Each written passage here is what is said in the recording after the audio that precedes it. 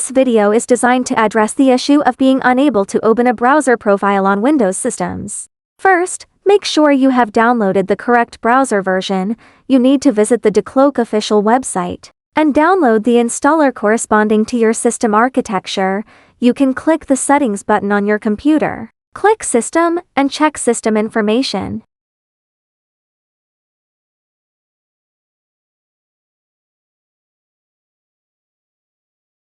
After downloading, proceed with the normal installation. Typically, there are 3 cases where a profile cannot be opened. Case 1. Clicking Open shows no response. In this case, check if your computer has antivirus software installed, and add the DICloak folder to the whitelist.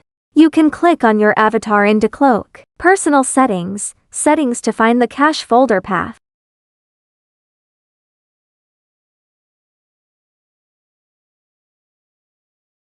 Then add this folder to your antivirus software's whitelist. Case 2.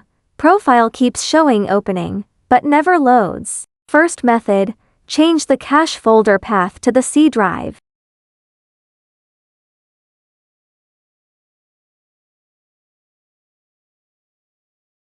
Then try opening the profile again.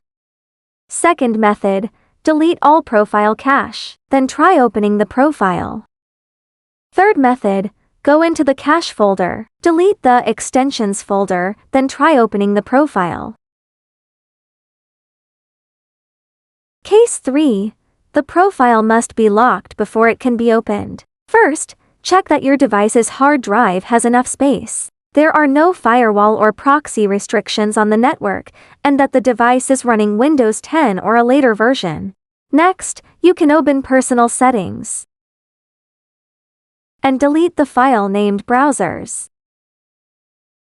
Finally, close the browser, reopen it, and re-access the profile.